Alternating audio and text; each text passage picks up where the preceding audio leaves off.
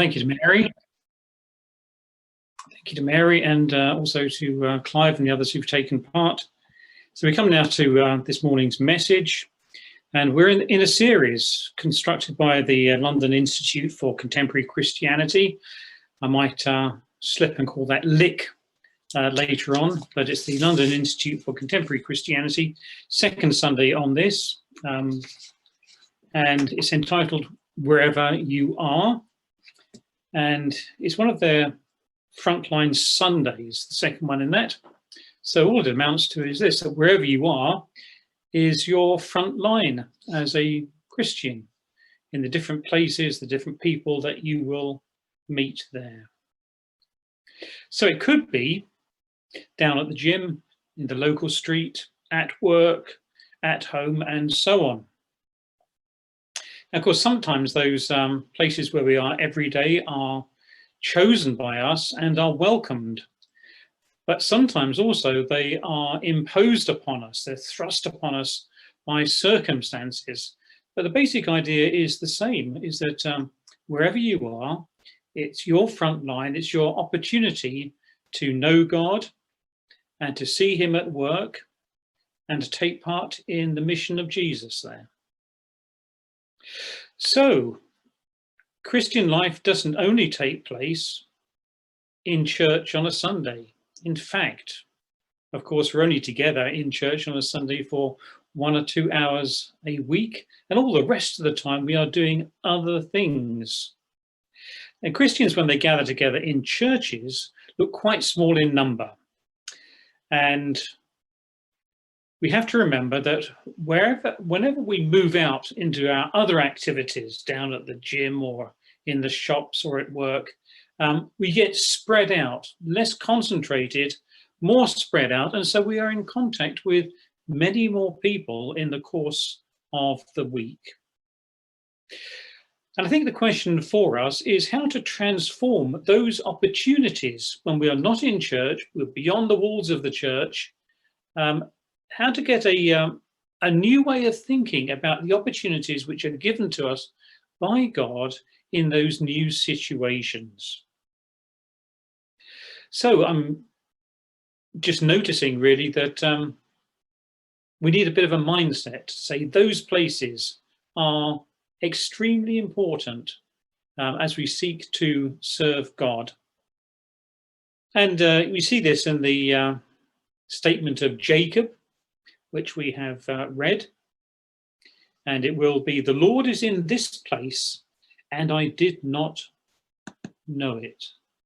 So all those different places, sometimes we just need to have a new mindset that says, well, you know, when I'm going shopping or doing my leisure activity or in work, the Lord is in those places as much as when he is inside the walls of the church on a Sunday service. So the given title is Wherever We Are, and you can add to it, that's your front line. I entitled this talk, God is in Surprising Places. And that might be worth taking away as we, in a while we finish this service and we go on to the next parts of our lives. God is in surprising places for us, and he was also in the story of Jacob. So just to remind you who Jacob was, he was one of the founding fathers of our faith. And he came from an illustrious family as far as the Bible is concerned. He was the grandson of Abraham and Sarah. He was the son of Isaac and Rebekah. He was the twin brother of Esau. And all these family members you can read about in the book of Genesis. It was all a very, very long time ago. And if I can just quote from Clive's thing, it was even before I was born. And in fact, if you look at the biblical story, it is long before the instructions given by Moses to the people of Israel, the 10 Commandments and so on, long before then. It was long before the people of Israel entered the promised land under Joshua. It was very, very long before the building of the temple by Solomon. So you know just this is a vast amount of time ago. But even in those early days, amongst those founding fathers of the faith, there was a faith, there was a family with complex issues, we could say, and there were promises made by God to that family. So all these things, the family, the faith, and the promises are the seeds of our faith too. Now, we've read the story of the dream which Jacob had in Bethel. I wonder what thoughts came to your mind as you listened to it. What did you notice about it? Well, here's one thing. Bethel proved to be, in that story, a place of transformations. The place itself became a shrine. The stone which Jacob slept upon became a memorial. And the fugitive, that is Jacob running away from his brother Esau, became a pilgrim. So Bethel was a place of transformations. It certainly was a place of new beginnings for Jacob. And those beginnings start, as they do for us, when God reveals himself. In the case of Jacob, it was to him in a dream. And God said, I am the Lord, the God of Abraham, your father, and the God of Isaac. And then following on from how God revealed himself in that dream, God promises that Jacob would inherit the promises which that same God had made to Isaac. In these words, I will give you and your descendants the land on which you are lying. Your descendants will be like the dust of the earth, in other words, innumerable. And you will spread out to the west and to the east, to the north and to the south. All peoples on earth will be blessed through you and your offspring. I am with you and will watch over you wherever you go, and I will bring you back to this land. I will not leave you until I have done what I have promised to you. And the late words inside that promise are just marvelous for us. In particular, I do notice, I am with you and will watch over you wherever you go. So in your travels, in your frontline activities, in how you spend your time, and wherever it is, God is with you and will watch over you, wherever it is. I will not leave you until I have done what I have promised to you. These are great thoughts which we can, in which we can see the graciousness of God and to us. So, until I have done what I have promised to you. And then finally, Jacob responds with a vow. He makes a promise back to God. Jacob made a vow saying, if God will be with me and will watch over me on this journey I'm taking, and will give me food to eat and clothes to wear, so that I return safely to my father's household, then the Lord will be my God. And this stone that I have set up as a pillar will be God's house. And of all that you give me, I will give you a tenth. This is a great vow to make, isn't it? The Lord will be my God. So we see what's going on with Jacob there, but there are definite parallels for us in our spiritual lives. God also makes himself known to us, not like in the dream of Jacob, but through the Bible. He promises to fulfill his plans for us, and we, like Jacob, commit ourselves to God in prayer. Don't know if you've ever noticed, but in Psalm number 46 and verses 7, and it's repeated verse number 11, it just very nicely follows this pattern, and it says, the Lord Almighty is with us. The God of Jacob is our fortress. So there's a lot for us to think about the wonder of God making himself known, the promises he makes to us, and our response of saying that the Lord is my God. I'm going to close the talk with 3 quotations from a slightly unusual source for us. This is the late Chief Rabbi, Dr. Jonathan Sacks, and what the story of Bethel means to him. Now, I mentioned Jonathan Sacks because of today's theme, basically, that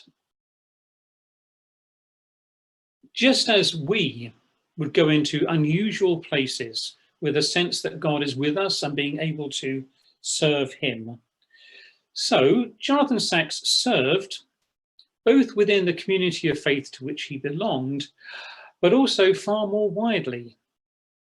And so he was invited to be a contributor to a weekly column in the Saturday Times called Credo. And he apparently was the first choice which the editors of the Times had to be the person to contribute to their religious column. And he did this once every 4 weeks, basically, on a Saturday. So Rabbi Sacks then moves beyond his religious community, outside the walls, if you like, of the synagogue, and starts writing for the general public. That's not very dissimilar to us as we step out beyond our comfort zones, beyond the walls of the church, and we enter into this vast amount of time every week where we spend with many different sorts of people doing different activities. I might put in a plug for a book here. This is by Jonathan Sacks, and it's called Celebrating Life. And this is a wonderful book, actually, and it's a good number of those articles which he wrote for the Saturday Times. So here's the point to me. It's not so much that Rabbi Sacks is the only person who could do this, who could communicate his views and his wisdom outside the walls of his religious institution. But if he can do it, there's no reason why we can't follow his example. And as we travel beyond the walls of our church, to carry with us a sense of God and God's purposes for our lives. If he was so open, Rabbi Sacks was so open to the public domain, then we also can be confident in our more secular environments. Well, that's enough of that. Here come the 3 quotes. They're not taken from the Times, but from another article about Bethel and about prayer. So here we are. The first one is this. I've entitled it The Dream. The metaphor that to me captures the spirit of prayer more than any other is Jacob's dream, in which, alone at night, fleeing danger and far from home, he saw a ladder stretching from earth to heaven with angels ascending and descending. He woke and said, "How awesome is this place? This is none other than the house of God. This is the gate to heaven." The second quote I entitled The Place. Any place, any time, even the dark of a lonely night can be a place and time for prayer. If we have the strength to dream and then awakening, refuse to let go of the dream, then here, now, where I stand can be the gate to heaven. Prayer is a ladder, and we are the angels. The third and final quote is about prayer, as I've entitled it. Surely God is in this place, and I did not know it. That is what prayer does. It opens our eyes to the wonder of the world. It opens our ears to the still, small voice of God. It opens Oh, sorry. It opens our hearts to those who need our help. God exists where we pray. Here's the 3 quotes from Jonathan Sacks. Where do we go from here? Well, as we consider our everyday lives, we can go with Jonathan Sacks and see any place as a place of prayer. During our housework, in the street, or on the bus.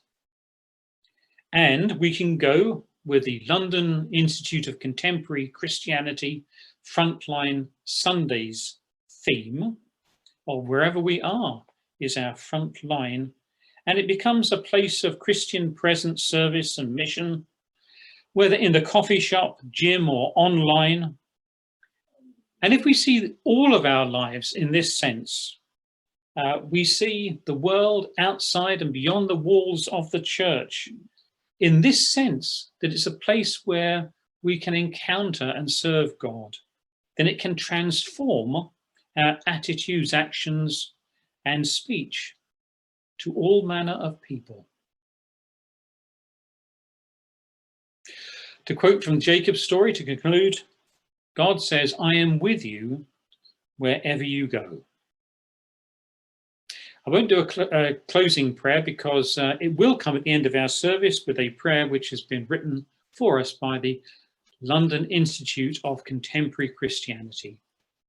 But now I think we go back to Mary.